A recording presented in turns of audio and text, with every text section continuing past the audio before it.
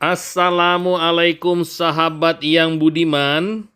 Kali ini kita bicara mengenai sejarah. Kita akan membahas kerajaan besar Majapahit dari lahir, masa keemasan sampai kehancurannya.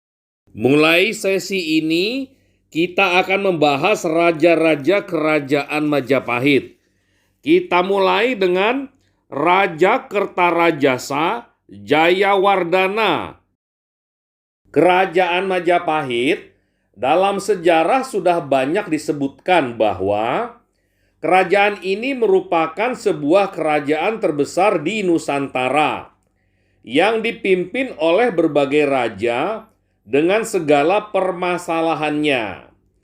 Besarnya kerajaan ini tidak lepas dari peran dari orang-orang hebat di dalamnya.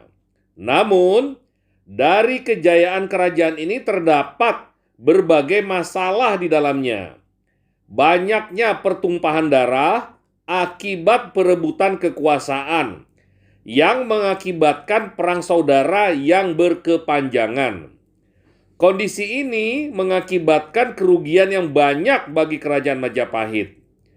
Meskipun Majapahit kerap dilanda oleh pemberontakan, perang saudara, dan perebutan kekuasaan, tetapi kerajaan ini mampu menjaga eksistensinya sampai beberapa generasi dengan berbagai kelebihan dan kekurangannya.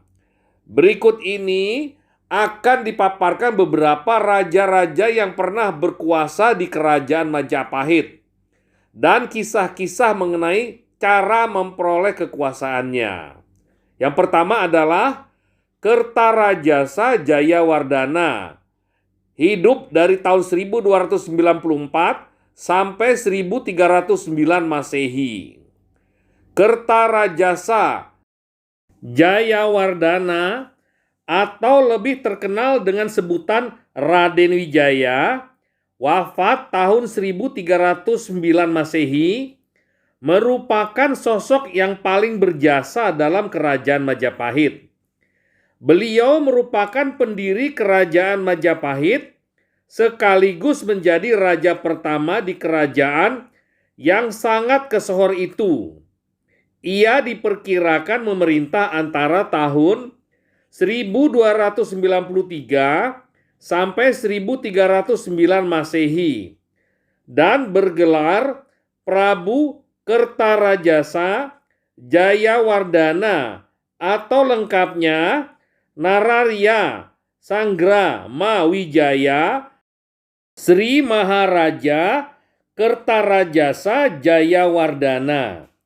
Raden Wijaya konon menikahi keempat putri Kertanegara, yaitu Tribhuwana, Gayatri, Narendra Duhita, dan Prachna Paramita. Dari istrinya yang bernama Tribhuwana, Raden Wijaya mempunyai seorang putra bernama Jayanagara. Sementara dari Gayatri, Raden Wijaya mempunyai dua orang putri yang bernama Tribhuwana Tunggadewi dan Raja Dewi Maharajasa. Dari segi silsilahnya, Raden Wijaya adalah putra Rakyan Jayadharma dan ibunya bernama Dyah Lembutal. Ayahnya tidak lain merupakan putra Prabu Guru Dharma Siksa, raja dari kerajaan Sunda Galuh pada waktu itu. Sementara ibunya adalah putri dari Mahisa Campaka dari kerajaan Singasari. Dari jalur kedua orang tuanya ini, Raden Wijaya mewarisi darah Sunda dan Jawa. Konon setelah Rakyan Jayadharma tewas diracun oleh musuhnya, Lembutal pulang ke Singasari dan membawa Raden Wijaya yang seharusnya menjadi raja ke-27 dari kerajaan Sunda Galuh.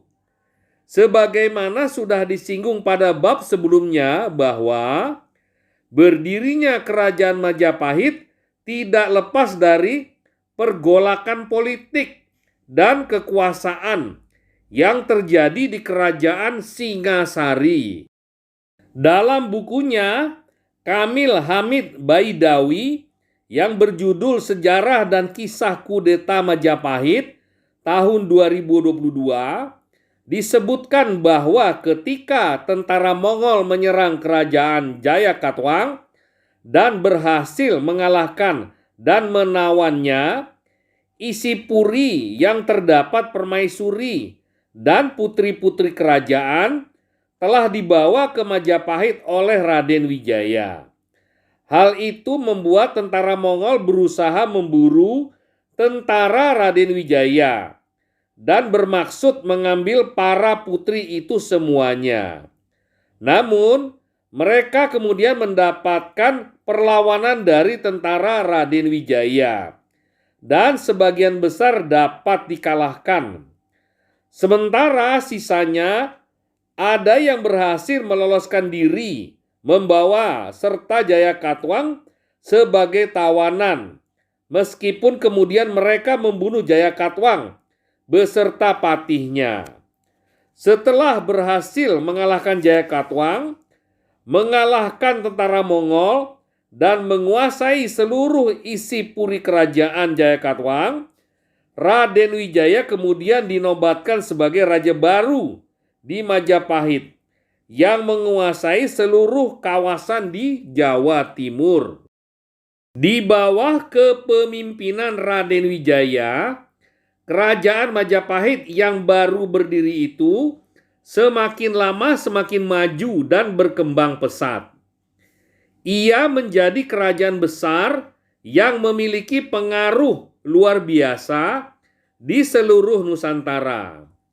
Tidak hanya itu, keberhasilan Raden Wijaya mendirikan kerajaan Majapahit sampai besar menjadikan kerajaannya dianggap sebagai penerus atas kerajaan-kerajaan dari Mataram kuno yang meliputi dinasti Sanjaya di Jawa Tengah, kerajaan Mataram Medang, Dharmawangsa, Airlangga, dan dinasti Isana di Jawa Timur, serta kerajaan Singasari, dinasti Rajasa.